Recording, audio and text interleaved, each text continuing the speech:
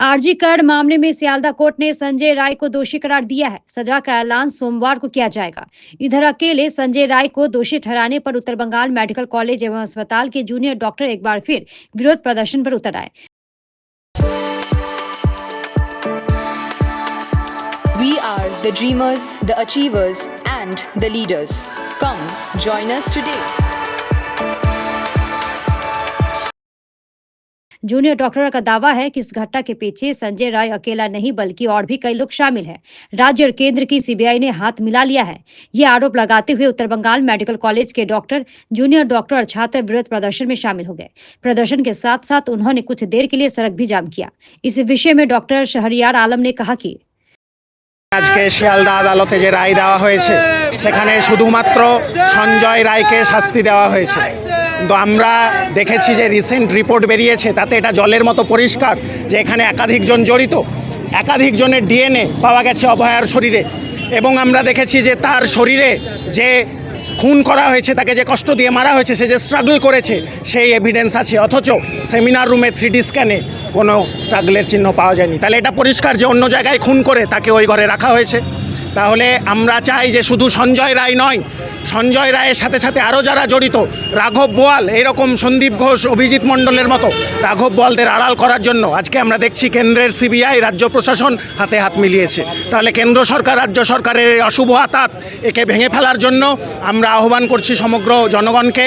এবং আজকে আমরা নর্থ বেঙ্গল মেডিকেল কলেজের চিকিৎসক, ডাক্তারি ছাত্র, ইন্টার্ন সবাই আমরা এসছি, এখানে এই আন্দোলন চলছে। আমরা বার্তা দিতে চাই যে সিবিআই কিন্তু পার পাবে না, তাদেরকে এই বিচার দিতেই হবে, তাদেরকে চার্জশিট দিতেই হবে। আজকে তো কোর্টে রায় বেরোলো, কতটা খুশি আপনারা? রায়ে আমরা একটুও খুশি নয়, কারণ রায়ে শুধু সঞ্জয় রায়কে দোষী বলা হয়েছে।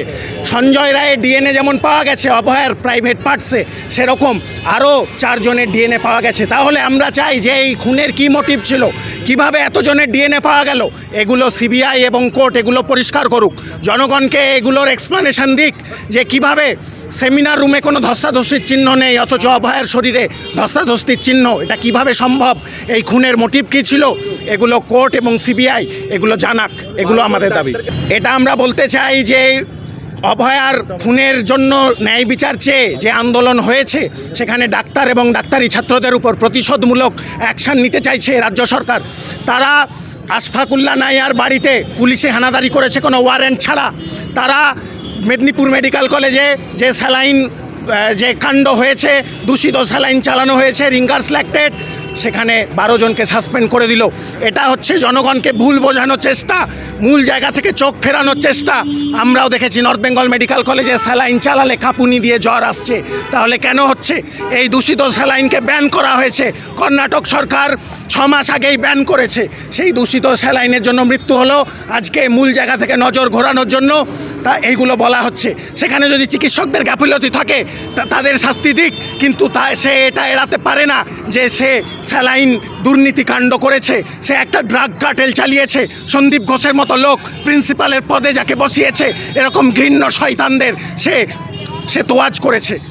তাহলে এর বিরুদ্ধে আমরা যে আন্দোলন চালাচ্ছি, সেই কেন্দ্র সরকার, রাজ্য সরকারের এই অশুভ আতাতের বিরুদ্ধে এই আন্দোলন চলছে। वहीं दूसरी तरफ उत्तर बंगाल मेडिकल कॉलेज एवं अस्पताल की छात्रा सहेली मुखर्जी ने क्या कहा, सुनिए। আমরা তো এই রায় যেটা আজকে সেশনস কোর্টে দেওয়া হলো সেটাতে তো একদমই খুশি নই, কারণ কি এখানে আমরা সেশনস কোর্টের রায়েতে দেখতেই পেলাম যে একমাত্র অভিযুক্ত সঞ্জয় রায় এবং তার সাজা ঘোষণা করা হবে আগামী সোমবার।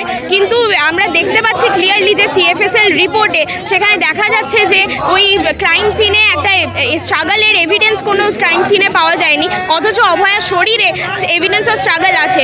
এবং সেখানে সিএফএসএল রিপোর্টের অনুযায়ী 5 জনের ডিএনএ স্যাম্পল আছে, তার মধ্যে একটা যদি সঞ্জয় রায় হয়ও, সে যদি কালপ্রিট হয়ও, কিন্তু বাকি 4টে যেটা আনআইডেন্টিফাইড ডিএনএ স্যাম্পল সেটা কার, সেই উত্তর তো আমরা পাচ্ছি না।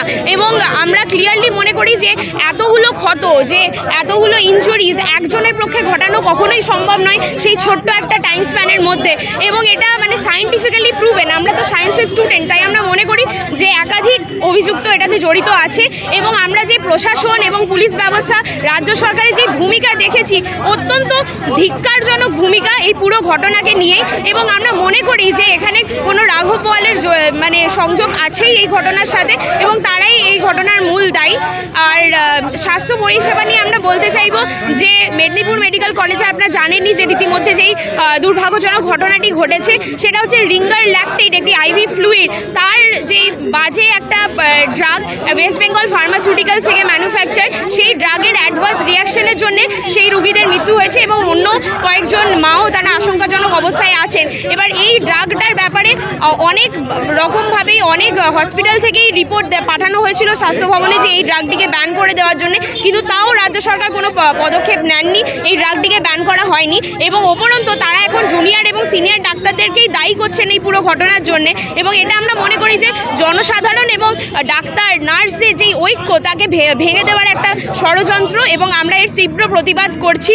এরপরে আমরা আরও বৃহত্তর আন্দোলনের দিকে যাব এবং সিবিআইকে দ্রুত সাপ্লিমেন্টারি চার্জশিট দিয়ে যারা প্রকৃত অভিযুক্ত, যেরকম সন্দীপ ঘোষ এবং অভিজিৎ মণ্ডল, তাদেরকে জামিন দিয়ে দেওয়া হলো, তাদেরকে যেন এই পুনরায় এই শাস্তির আওতায় আনা হয়, এটাই আমাদের দাবি।